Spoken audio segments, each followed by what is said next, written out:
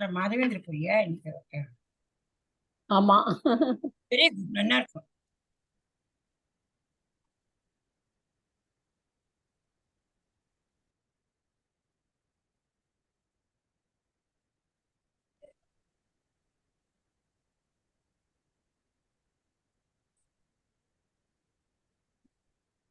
Hare Krishna Mataji. Audio video கிளியரா இருக்காமா? கிளியரா இருக்கு மாதாஜி. ஓகேம்மா, தேங்க்யூ. ஹரே கிருஷ்ணா. இஸ்கான் மங்களூர் சார்பாக பக்தி சதாச்சார வகுப்பிற்கு எல்லாரையும் அன்போடு வரவேற்கிறேன். இன்றைக்கு ஆச்சாரியர்களை பற்றி படிச்சிருந்துருக்கோம். வைஷ்ணவா கல்ச்சர் படித்தோம், அடுத்தது தசாவதாரம் படித்தோம், இப்போ ஆச்சாரியர்களை பற்றி படிச்சிருந்துருக்கோம். 20வது ஆச்சாரியார் மாதவேந்திரபுரி, அவரை பற்றி இன்னைக்கு கொஞ்சம் படிக்கலாம். அதுக்கு முன்னாடி கிளாஸ் ஆரம்பிக்கிறதுக்கு முன்னாடி பிரேயரோட ஸ்டார்ட் பண்ணலாம்.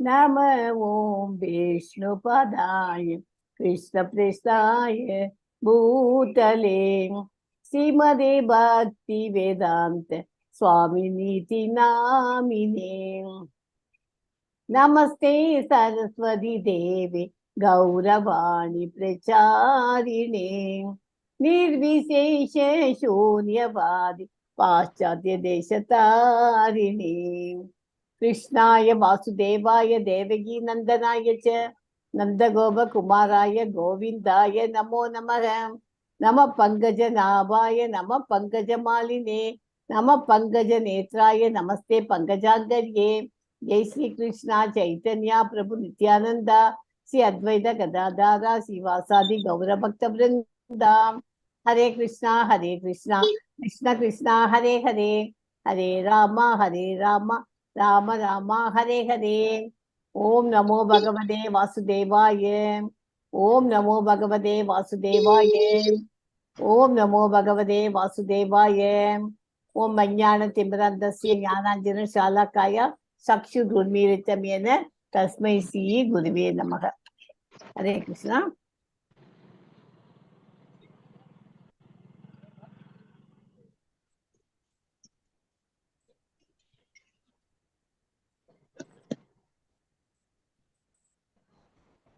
ஹரே கிருஷ்ணா. இன்னைக்கு ஸ்ரீ மாதவேந்திரா பூரியை பத்தி பார்க்கலாம். அந்த ஆச்சாரியர்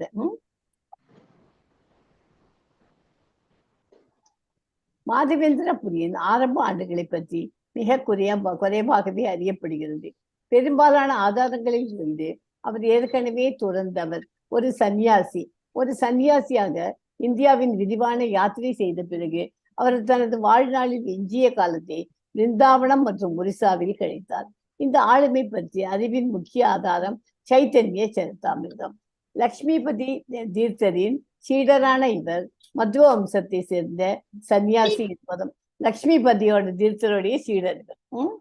மதுராவில் வைணவ தலத்தை நிறுவியவர் மாதவேந்திரர் என்பதும் அறியப்படுகிறது. ஒரு நிமிஷம். கோவர்தன மலையின் அருகாமையில் பிருந்தாவனம் மாதவேந்திரபுரி பாலகோபாலனின் வழிபட்ட பகுதி. ஒரிசாவில் இருந்து மலாயா மலைகளுக்கு அரிதான சந்தன மரப்பசியை வழங்குவதற்காக பயணிக்க கட்டளையிட்ட கோபிநாதரின் தெய்வத்திடமிருந்து நேரடியான அறிவுரைகள் மற்றும் பரிசுகளை பெற்றதற்காகவும் அவர் புகழ் பெற்றவர். சங்கீர்த்தன இயக்கத்தை தொடங்கியவர். மாதவேந்திரபுரி பெரும்பாலும் சைத்தன்ய மகாபிரபுவின் இயக்கத்தில் ஆரம்ப உத்வேகம் அல்லது துவக்கியாக ஏற்றுக்கொள்ளப்படுகிறார். அவர் மாதவேந்திரரின் நெருங்கிய சீடரான ஈஸ்வரபுரியை தனது திக்ஷா குருவாக ஏற்றுக்கொண்டார். அவர் சைத்தன்யாவிற்கு முன்னரே கௌடிய வைஷ்ணவ கொள்கைகளை போதித்து வந்ததாக நம்பப்படுகிறது. ஒரு கனவில் ஸ்ரீ கோபால், இப்ப நான் சொல்றது எல்லாத்தையும் நிறைய அந்த ஸ்டோரிஸ் 3 ஸ்டோரிஸ் இருக்கு. வரிசையா அவரோட கனவு 3 கனவு மாதிரி வரும். இதை மாத்திரம் நான் கொஞ்சம் சொல்லி கொடுத்துருந்தேன், அதை கேட்டுட்டு இருக்கோம். அப்புறமா அதை அந்த ஸ்லைட்ல படிக்க வச்சு நீங்க படிக்கும்.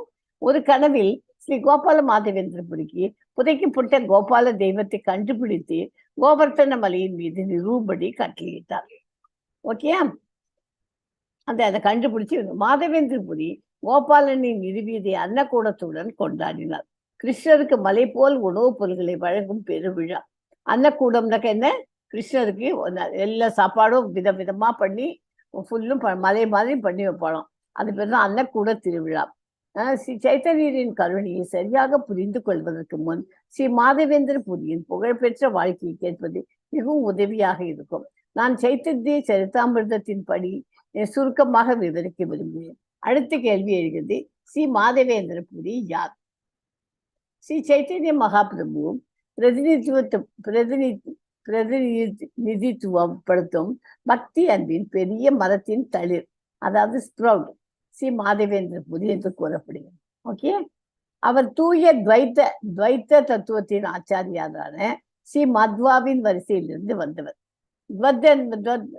துவைத்தன 2 தினசிலையும் ஆச்சாரியார் மத்வாவின் வரிசையிலிருந்து வந்தவர். ஸ்ரீமத் மாதவேந்திர புரி மத்வா பள்ளியின் ஆச்சாரியார் ஆவார்.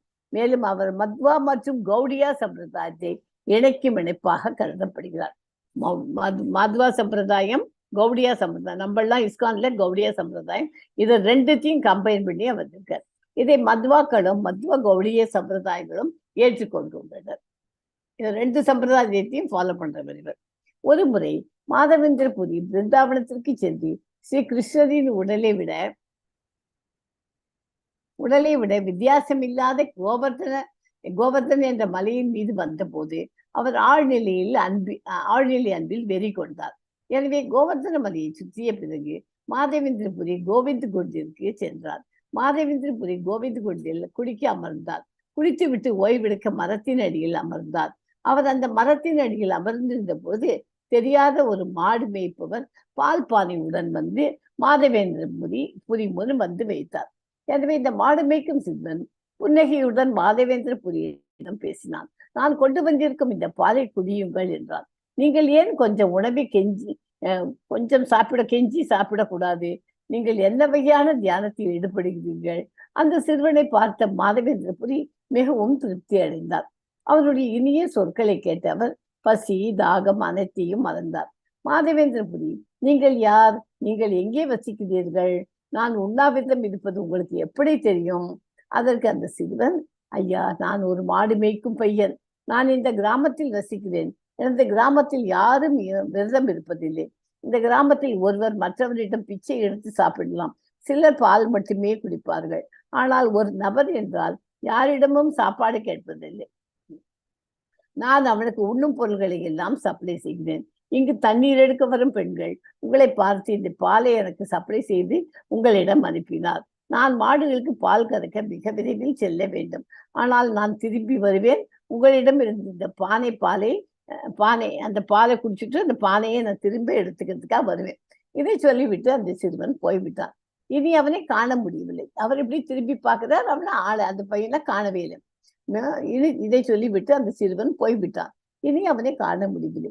மேலும் பால் குடித்த பிறகு மாதவேந்திர புரி பாத்திரத்தை கழுவி ஓரமாக வைத்தார். அவர் ஒரு சிறுவன் வந்த பாதையை நோக்கி பார்த்தார். ஆனால் அவன் திரும்பவில்லை. அதாவது இவர் எப்படின்னா, அந்த மாதவேந்திர புரியும் ஒரு இடத்துல உட்காந்து தியானம் பண்ணிட்டே இருப்பார். அவர் யார்கிட்டையுமே போய் இதை கொடு அதை கொடுன்னு சாப்பாடு கேட்க மாட்டார்.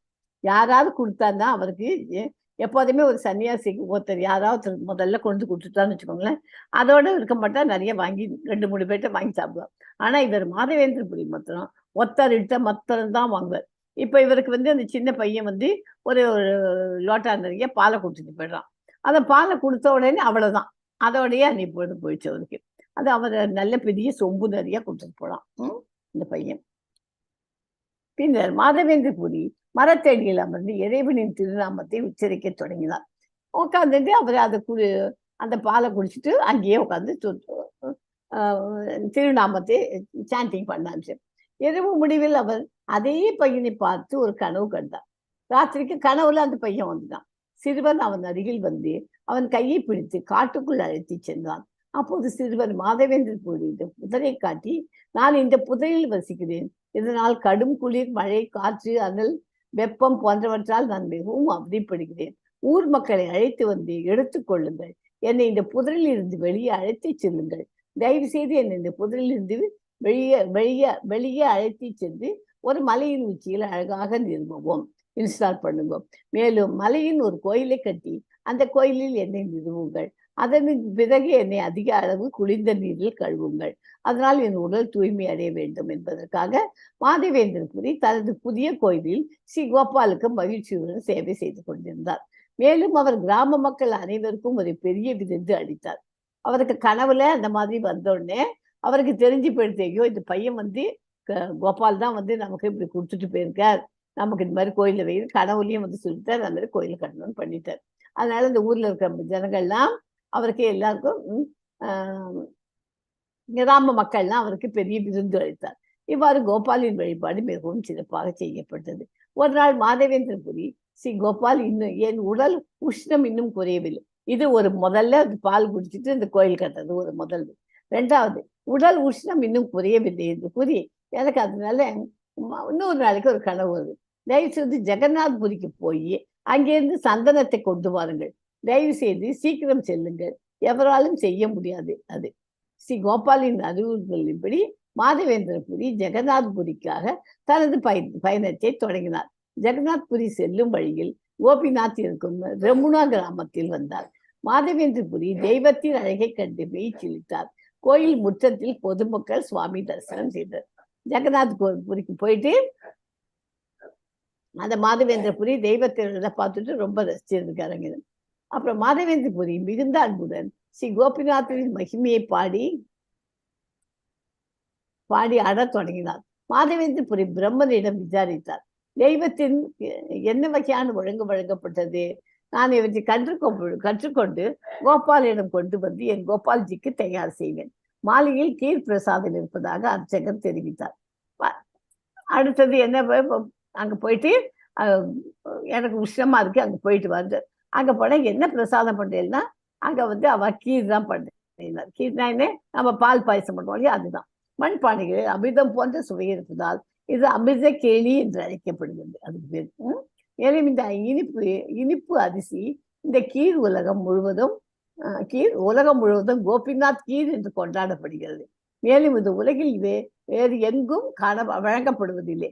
அவர் பேசிக்கொண்டிருக்கும் போது பூஜாரி 12 பானைகளில் காணிக்கையை இறைவனை பலிபீடத்தின் மீது கொண்டு வந்தார். மேலும் மாதவேந்திரபுரி நினைத்தார்,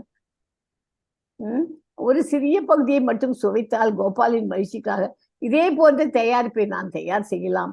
நான் எண்ணம் குற்றம் செய்தேன் என்பது மாதவேந்திரபுரி கோபிநாத்துக்கு உணவு வழங்குவதற்கு முன் நான் அதை சுவைக்க சொன்னேன். அவருக்கு மனசுக்குள்ள பற்றுடுது, அது நம்ம டேஸ்ட் பண்ணி பார்த்துடலாம். அவருக்கு படைக்கிறதுக்கு முந்தையே அவர் டேஸ்ட் பண்ணி பார்த்துட்டார். அது தப்பு இல்லையா? மாதவேந்திரபுரி கோபிநாத்துக்கு உணவு வழங்குவதற்கு அதனால் அவர் மிகவும் குற்ற உணர்வுடன் மிகவும் மோசமாக உணர்ந்தார். பூரி தலை வணங்கி விட்டு யாரிடமும் எதுவும் பேசாமல் கிளம்பினார். அவர் கிராமத்தில் உள்ள ஒரு காலி சந்தைக்கு சென்றார். அவர் தனது குற்றத்தை உணர்ந்து வெறுமனே அமர்ந்தார். அந்த சந்தையில போய் உட்காந்துட்டார். ஆனால் ஒரு உண்மையான வைஷ்ணவராக தன்னை ஒருபோதும் மேம்பட்டவராக அதை கருதவில்லை. நான் ஒரு உண்மையான வைஷ்ணவன் அப்படின்னு என்னைக்குமே நினைச்சு இருக்க மாட்டார். பெருமிதம் அடைகிறது இல்லை, அவர் ஹம்புலாவே இருப்பார். அவர் தன்னை ஒரு சாதாரண மனிதராகவே கருதினார். மேலும் கோபாலை மகிழ்விப்பதற்காக மட்டுமே அவர் கருதினார். நான் ஒரு பழிவாங்கும் நவபக்தன் என்று எண்ணி இறைவனின் சொத்தை அனுபவிக்க வேண்டும் என்று எண்ணினார். எனவே இறைவனின் திருநாமத்தை உச்சரித்து தன்னை தூய்மைப்படுத்துவதற்காக சந்தைக்கு சென்றார். இந்த மாதிரி அதை குடிச்சது தப்பு இல்லையா? அது என்னதான் இருந்தாலும் அந்த பிரசாதம் நைவேத்தியம் பண்ணுறதுக்கு முந்தைய அது பிரசாதம் எப்படி ஆகும்? அதை பண்ணிட்டேனே அப்படின்னு தன்னை தண்டிச்சுக்கிறதுக்காக சந்தையில போய் உட்காந்து சாண்டிங் பண்ணுங்க. எனவே பூஜாரி தனது கடமைகளை முடித்துவிட்டு கோபிநாத்தை ஓய்வு எடுக்க வைத்துவிட்டு அவரும் ஓய்வெடுக்க சென்றார். ஆனால் அவர் கனவில் கோபிநாத் தோன்றி, தயவு செய்து என் கோயிலின் கதவை திற, சன்னியாசி மாதவேந்திரபுரிக்கு ஒரு பானை இனிப்பு சாதம் வைத்துள்ளேன். இந்த இனிப்பு சாதம் என் துளிக்கு பின்னால் உள்ளது. திரை, என் தந்திரத்தால் நீ அதை பார்க்கவில்லை. காலியான சந்தையில் மாதவேந்திரபுரி என்ற சன்னியாசி அமர்ந்திருக்கிறான். தயவு செய்து என் பின்னால் இருந்து நீ இனிப்பு அரிசி எடுத்து அவரிடம் கொடுங்க.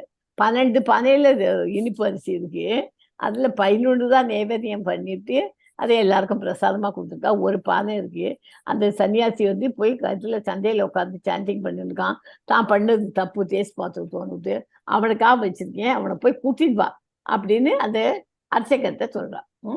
பூஜாரி உடனே படுக்கையிலிருந்து எழுந்து குளித்து விட்டு கோயிலுக்குள் சென்றார். அங்கு அவர் திரைக்கு பின்னால் தெய்வத்தின் பின்னால் ஒரு பானை மறைந்து வைக்கப்பட்டதை பார்த்தார். அவர் ஆச்சரியத்துடன் தாக்கப்பட்டார். பின்னர் அவர் காலியாக இந்த சந்தைக்கு சென்று ஒவ்வொரு கடையிலும் ஒவ்வொரு மொழியும் மாதவேந்திரபுரியின் பெயரை கூப்பிடத் தொடங்கினார். மாதவேந்திரபுரி என்ற பெயரை கேட்டதுமே வெளியே வந்து தன்னையும் பாதிரியாரையும் அடையாளம் கண்டு கொண்டார்.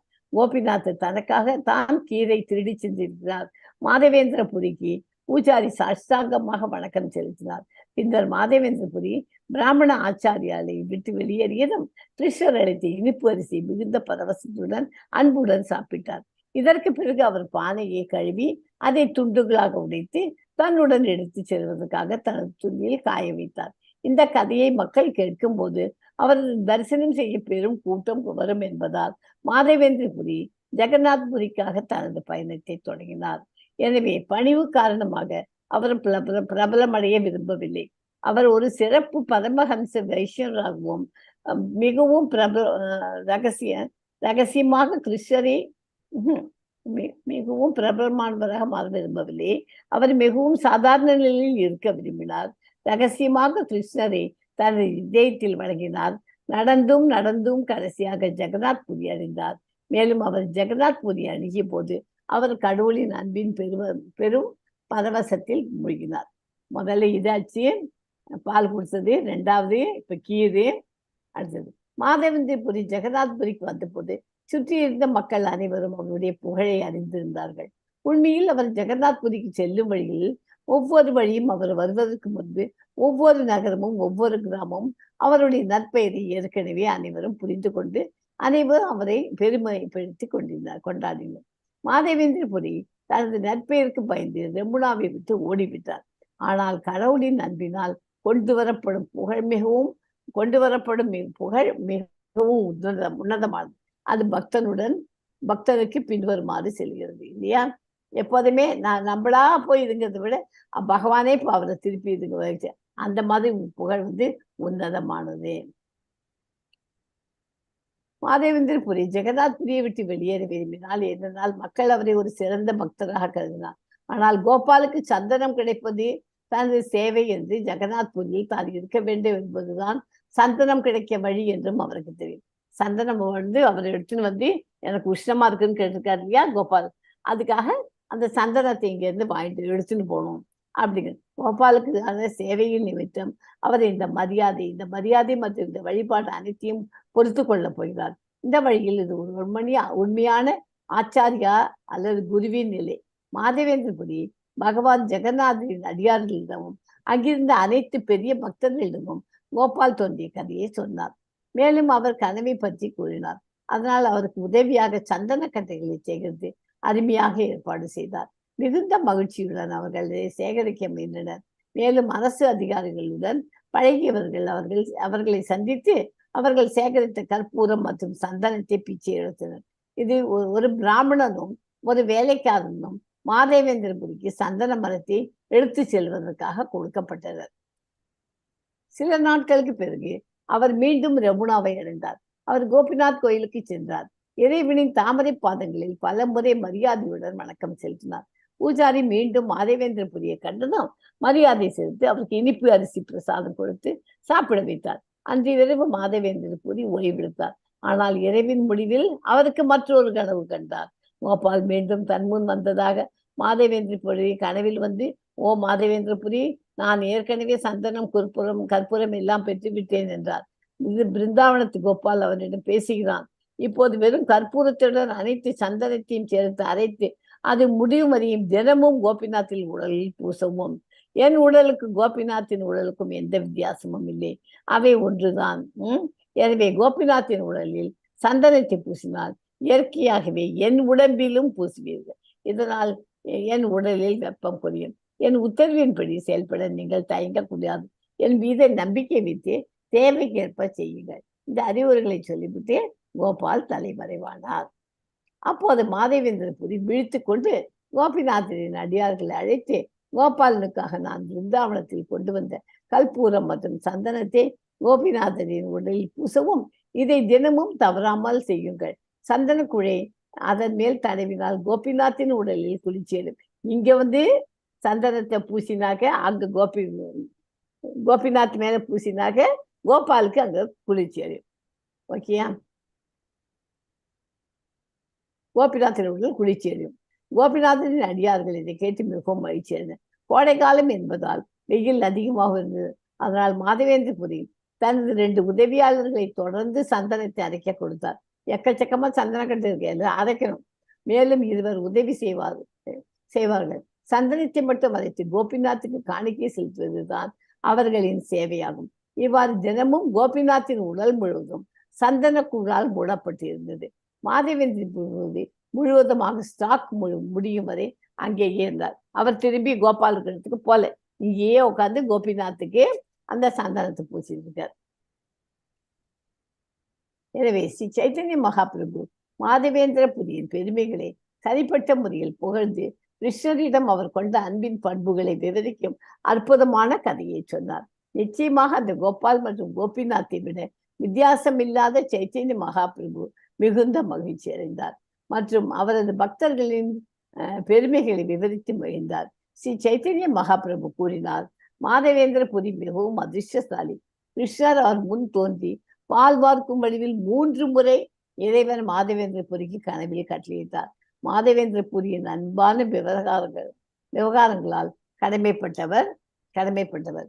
பகவான் கிருஷ்ணர் தானே கோபாலனாக தோன்றி அவனது சேவையை ஏற்று உலகம் முழுவதையும் விடுவித்தார்.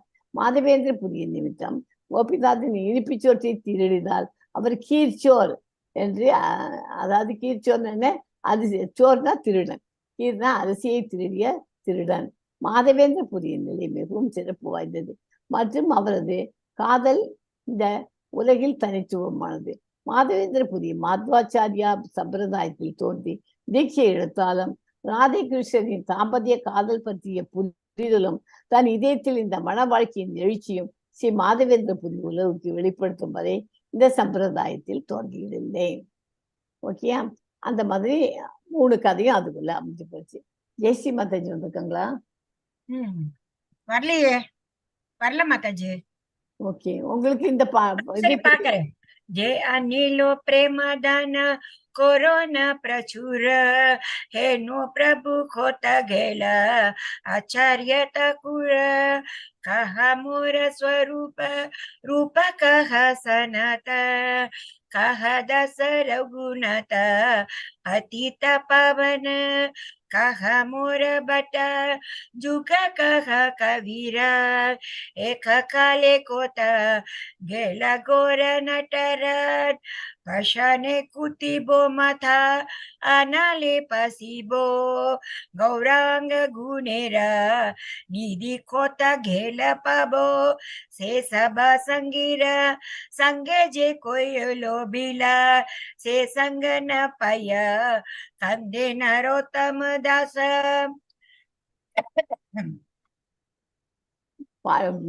அப்படியே 5 வெரி குட். அதுக்கு மீனிங் சொல்லுங்க, படிங்க கமலாஜி. தெய்வீக அன்பின் பொக்கிஷத்தை கொண்டு வந்தவர், இரக்கமும் கருணையும் நிறைந்தவர். ஸ்ரீனிவாச ஆச்சாரியா போன்ற ஒரு ஆளுமை எங்கே போனது? எனது ஸ்வரூப தாமோதரம் மற்றும் ரூபா கோஸ்வாமி எங்கே? சனாதனம் எங்கே?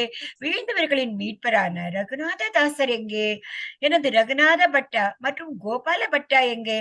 கிருஷ்ணசாச கவிராஜா எங்கே? சிறந்த நடன கலைஞரான கௌரங்கா பகவான் திடீரென்று எங்கே போனார்? என் தலையை பாரியில் இடித்து நெருப்புக்குள் நுழைவேன். எல்லா அற்புதமான குணங்களின் தேக்கமான கௌரங்க பகவானை நான் எங்கே காண்பேன்? எவருடைய சங்கத்தில் அவர் தனது பொழுதுபோக்கை செய்தாரோ அந்த பக்தர்கள் அனைவருடனும் சேர்ந்து கௌரங்க பகவானின் சங்கத்தை பெற முடியாமல் நரோத்தம தாசா வெறுமனே அழுகிறார். அதுதான் அந்த சாராம்சம். ஆமா, இந்த மாதிரிதான் உட்கார்ந்து அவருக்கு இதுதான் மாதவேந்திரபுரி கோபாலை செஞ்சுட்டாரு இல்லையா? இந்த மாதிரி உட்காந்துருக்க அவர் உட்காந்து ஜபம் தான் பண்ணிட்டு இருப்பார். அவருக்கு ஒரு இதுல ஒரு சோம்புல பாலை கொண்டு குடிச்சிட்டு போறாரு கிருஷ்ணன். அவ்வளவுதான். அதை வாங்கி வச்சுன்னு அதுதான் அவருக்கு சாப்பாடு அன்னைக்கு. ஞாபகம் வருதா கமலாஜி? இது குழந்தைகளுக்கு ஞாபகம் இருக்குமா? அது என்ன படிச்சிருக்கோம். அது இதுதான் முதல் கனவு. அப்ப ராத்திரி 10 தூங்குறச்சு நான் தான் வந்தேன்னு சொன்னது. அதுக்குதான் இந்த பிக்சர்.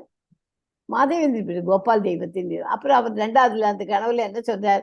இந்த மாதிரி நீ அந்த இதுல இருக்கு ரெமுனா அதுல இருந்து அங்கிருந்து எடுத்துட்டு வந்து இந்த நிறுவுங்கோ அப்படின்னு அவர் சொன்னார். கோபால தெய்வத்தை நிறுவினார். ரெண்டாவது கனவு என்ன, அவர் படிச்சிருந்துச்சு அந்த 12 பால் இதுல சொம்புல கீர் பண்ணினா அதுல எடுத்து இவர் டேஸ்ட் பார்த்துட்டாரு, அவர் தப்பு பண்ணினதுன்ட்டு இவர் சந்தையில போய் உட்காந்துட்டாரு. இப்ப கதை சொன்னேன் இல்லையா, அதுதான் ரெண்டாவது கனவு. ஷீரா சோரா கோபிநாத்தா அவர் என்ன பண்ணாரு, இந்த ஷீராவை திருடி ஒரு இதை தூக்கி பின்னாடி வச்சிருந்தார். அதனால அவருக்கு பேரு ஷீரா சோரா கோபிநாத்தான்னு பேர் வச்சுட்டார் அந்த மாதவேந்திரபுரி. ஷீரச்சோரா கோபிநாதர் கோயில் ரெமுனா ஒடிசா, இந்தியா அங்க இருக்குது. இந்த மாதிரிதான் பால்ல வச்சிருந்தா. அதுல ஒரு கப்பு காணா போன மாதிரி அந்த கப்பு பின்னாடி அவருக்கு வச்சிருந்தா. அதை அப்புறம் அதை போய் கதவை போய் திறந்து பாரு, அது பின்னாடி ஸ்கிரீன்ல இருக்கு, நான் கதை சொன்னேன் இல்லையா, அந்த மாதிரி பின்னாடி இருக்கு பாருன்னு சொல்லி எடுத்து அந்த பண்டிகிட்ட சொல்ற, இந்த மாதவேந்திரபுரிக்கு கூடும் அப்படின்னு. அப்படியே அஸ்னி போயிட்டார் மாதவேந்திரபுரிக்கு கூடுனதும் அவருக்காக எடுத்துச்சு. ஓகே, இதையும் படிப்போம். கமலாஜி. हरे कृष्णा कमला जी. व्रजे प्रसीदां नवनीत चौरां गोपाङ्गनानां च दुःखाल चौरम् अनेक जन्मार्जित पाप चौरां चौरा ग्रगान्यं पुरुषं नमामि. திருடத்தனவர் விரஜத்தில் வெண்ணையை திருடன் என்றும் கோபியர்களின் ஆடைகளை திருடுபவர் என்றும் அவரை அடைக்கலம் கொடுப்பவர்களுக்காக வாழ்நாள் முழுவதும் செய்த பாவங்களை அபகரிப்பவர் என்றும் அவருக்கு எனது மரியாதைக்குரிய வணக்கங்கள். அதான் புருஷம் நமாமி போட்ட சௌராங்கன்யா புருஷம் நமாமி. சௌராஷ்டகம்னு படிக்கலையா போன மாசங்கள்லாம்? ஆமா ஆமா. அதுல கீர் சோரா கோபிநாத் அது அவரை படம் போட்டு. மூணாவது கனவு என்ன, கீர் சோரா எடுத்து மூணாவது அவருக்கு என் உடம்பு முழுசு எரிஞ்சிருக்கு, எனக்கு சந்தனம் பூசுன்னு சொல்றேன். உடனே அவர் எனக்கு கிளம்பி இதுக்கு போறார் பூரி ஜெகநாத். அவர் போயிட்டு திரும்பி வரத்துக்குள்ளே எனக்கு சந்தனங்கள்லாம் கிடைச்சிட்டு, நீ அங்கேயே நீ எடுத்து சந்தன மரத்தெல்லாம் எடுத்து அங்கேயே கோபிநாத்துக்கு அர்ச்சனை பண்ணிடு, இது பண்ண அபிஷேகம் பண்ணிட்டே அது தீர்ந்து முடிச்சுட்டு வாங்க, நீ அங்க பண்ண எனக்கு இது குளிர்ச்சி ஆடும் அப்படின்னு சொல்றாரு. அதான் மூணாவது கனவு. மாதவேந்திரபுரியின் சமாதி ஒரிசாவில் ரெமுனாவின் ஷீராச்சோர கோபிநாத் கோயிலுக்கு அருகில் உள்ளது. மாதவேந்திரபுரி அந்த ஷீராச்சோரா கோபிநாத் பக்கத்துல இருக்கு.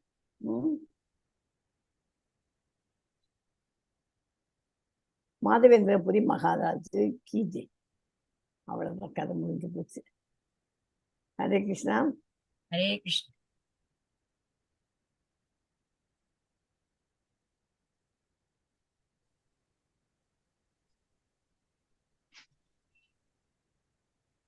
अनंत कोटि वांछा कल्पतरुभ्यश्च कृपा सिन्धुभ्येव च पतितानां पावनेभ्यो वैष्णवेभ्यो नमो नमः.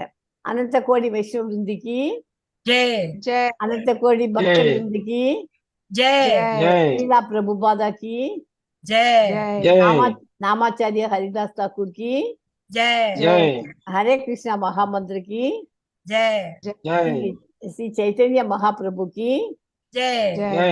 भगवत गीता और भगवत क्रांति की जय. श्री राधा गोविंदा की जय. गौर प्रेमानंदा हरि हरि हरि बोल. हरे कृष्णा माता जी. हरे कृष्णा माँ. यार विजयलक्ष्मी माता जी. हाँ, यस माता जी.